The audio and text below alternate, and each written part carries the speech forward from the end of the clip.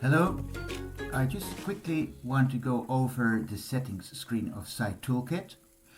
In PsyToolkit, after you log in, you can click settings and I'll zoom in a little bit. If you're in settings, you can set a number of things. So of course, the first thing is personal settings. Set your first name and your surname. The username is an option that PsyToolkit in reality doesn't use, so you can just ignore that. Communication settings. Currently, there's the option to receive newsletter and special updates. Again, this is built in, but currently actually not used. If you sign up for PsyToolkit, you agree that you get occasional emails. That doesn't happen too often anyway. So in principle, it doesn't really matter much what you say here either. Change password. That's quite useful, obviously, if that happens. You can enter your new password here, and you need to confirm that you really want to change it. And if you do that, you get an email notification about this. Your disk space is explained. If you run out of disk space, please email us via psytoolkit@gmail.com. We're happy to provide you with more disk space. Typically, people have enough disk space, but if you for some reason need that, you can have that. Some people might use this. If you have a teacher who want to have access to your PsyToolkit account, in that case, you can provide the login email in your teacher's PsyToolkit setup. Again, maybe not that many people use this. If it's used by your teacher, they will tell you. And then there are some very useful various options. One is actually to use the experiment script editor. I will click this on with line numbers.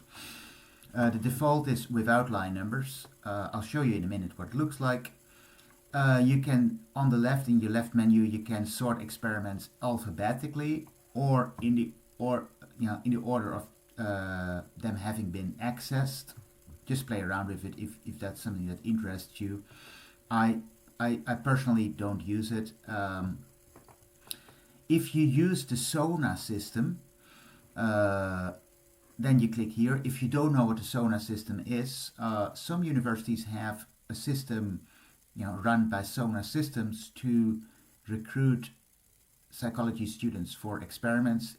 If you want to use the SONA system combined with your PsyToolkit account, click here. And then there's the option for really advanced options, such as the exchange of variables between PsyToolkit and other websites and so on. You can have that. Some additional compiling options. Once you're familiar with PsyToolkit, I probably would click that on. And finally, if you want to delete your account completely, you need to click here, and then you get an email about that as well. Save your settings. If we go to an experiment in this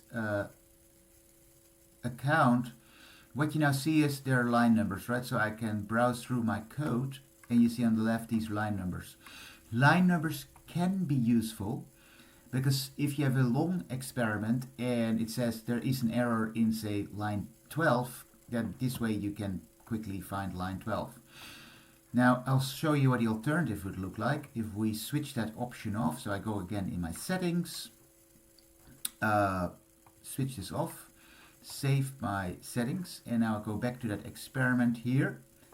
And now you see it just looks like a regular text box.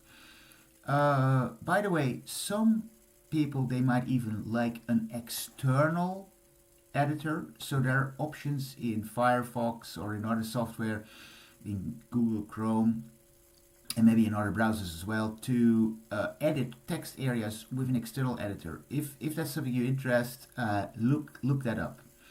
And that's it for today's tutorial about the settings.